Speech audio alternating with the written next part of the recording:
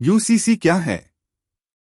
Uniform civil code या समान नागरिक संहिता में देश में सभी धर्मों, समुदायों के लिए एक समान, एक बराबर कानून बनाने की वकालत की गई है। आसान भाषा में बताया जाए तो इस कानून का मतलब है कि देश में सभी धर्मों, समुदायों के लिए कानून एक समान होगा। यह संहिता संविधान के अनुच्छेद 44 के तहत आती है। इसमें कहा गया है कि राज्य पूरे भारत में नागरिकों के लिए एक समान नागरिक संहिता सुनिश्चित करने का प्रयास करेंगे।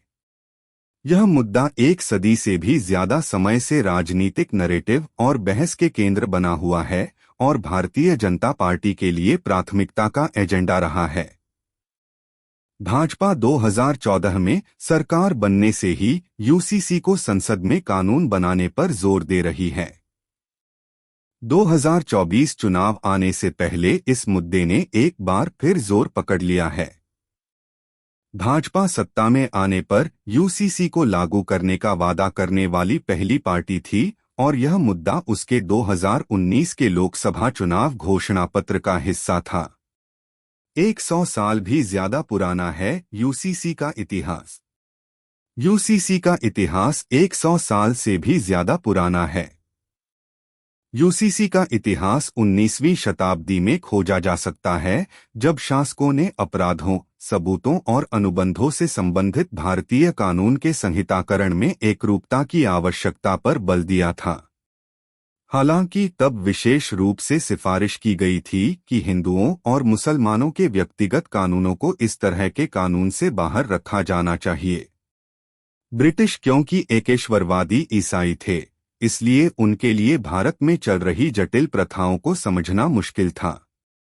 साथ ही अंग्रेजों का मुख्य उद्देश्य से भारत से पैसा लूटना था, इसलिए वे किसी विवाद में नहीं पड़ना चाहते थे। आजादी के बाद भी यूसीसी पर हुई थी चर्चा। भारत की स्वतंत्रता के बाद यूसीसी पर अलग अलग विचार थे।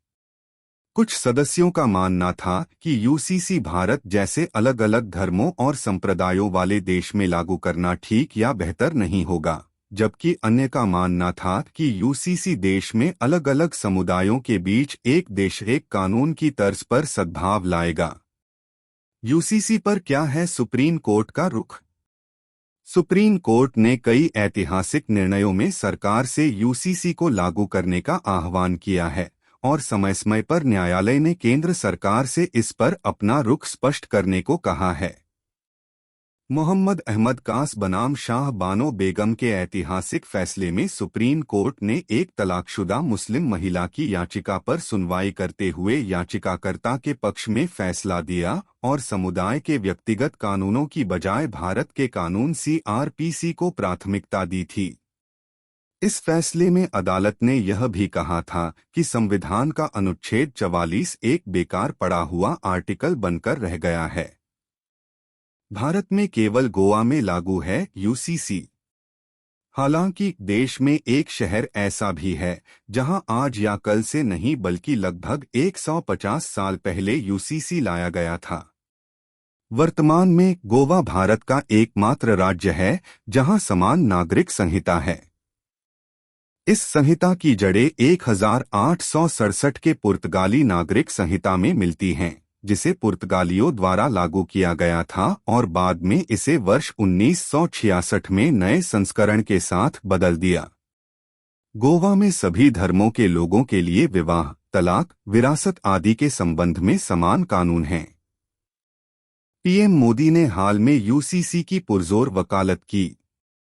प्रधानमंत्री नरेंद्र मोदी ने समान नागरिक संहिता की पुरजोर वकालत करते हुए विरोधियों से सवाल किया कि दोहरी व्यवस्था से देश कैसे चलेगा। उन्होंने साथ ही कहा कि संविधान में भी सभी नागरिकों के लिए समान अधिकार का उल्लेख है।